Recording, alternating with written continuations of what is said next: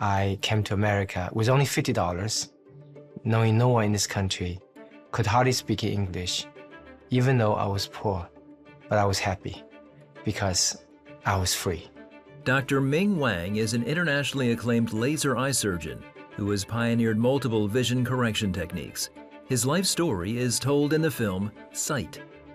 When he came to America as a poor Chinese immigrant, he saw only opportunity and eventually earned a PhD in laser physics from MIT and an MD from Harvard.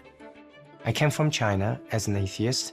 I believed nothing but science. I was studying the structure of eye in med school, and I realized that the human eye is so complicated. Trillions of cells has to line up perfectly for visual signal capturing and interpretation. If any one of those cells gets out of line, the person will be born blind.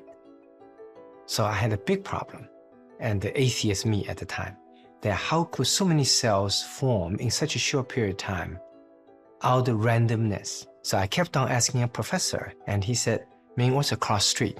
I said, that's a car. He said, what's the difference between a car and a human eye? I said, human eye is a lot more complicated. He said, okay, can you imagine how random pieces of metal form itself into a car? I said, no way. And he said, how about human eye? So right there, he opened a window in my life, making me realize that it was formed with a specific purpose for vision. So there's a designer, a creator behind that. And I start with my journey believing first there's a creator, there's a God, and later on, more specifically, the God is in the form of Jesus Christ. And Christ has died for our sin so that we could have a chance for eternity. Dr. Wang began his career at Vanderbilt University in Nashville, Tennessee. Years later, he started the Wang Vision Institute, establishing a foundation to restore sight for orphans from around the world. So far, I have done 55,000 laser vision corrections, including on over 4,000 doctors. Our foundation, we're being able to help many patients from around the world, from over 55 countries, dedicated to blind orphan children. Kajal, a little girl from India, had acid poured in her eyes by her stepmother. Prayerfully, he attempted surgery, but was crushed with disappointment. The surgery failed because her damage was too severe to be repaired when I opened her eyes during the surgery. My Christian faith was fundamentally shaken at that time. I felt that if it's God, you're so loving, why would let you something horrible happen in the first place? But even if it happened, why didn't you answer our prayer to trying to rescue Kajal's eyesight in such a helpless, precious child? So for many months, I was very down, and I felt that I couldn't continue this line of work to help more blind orphan children, and I felt that God didn't care to answer our prayer. That year, at his annual fundraising event called The Eyeball, Kajal and her host families were special guests. One of the boys that spent time with Kajal throughout the year sensed something that surprised Dr. Wang. The boy turned around, talked to his father behind him, said, Dad, I'm okay. I don't need an iPod anymore. So standing on the side with Kajal on my side, I was looking at the boy.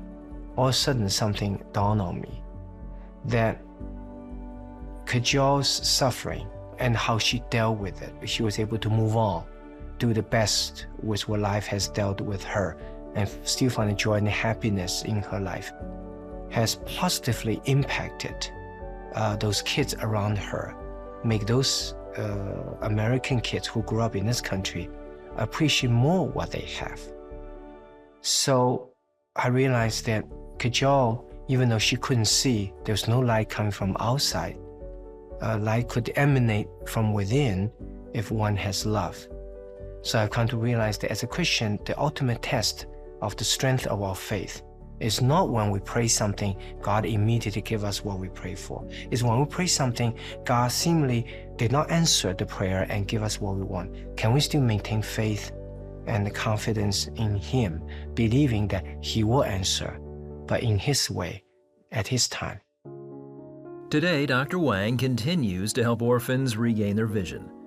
His autobiography, From Darkness to Sight, is now a major motion picture. He hopes his journey will help others start theirs. Seeing the film Sight will make the young people in America realize today they do not have to choose between science or faith. They can choose science and faith. So by making a case to the young people, many of them are rapidly leaving churches, that science and faith to work together in this very rapidly developing scientific era. We have the best chance to bring those young people back to church.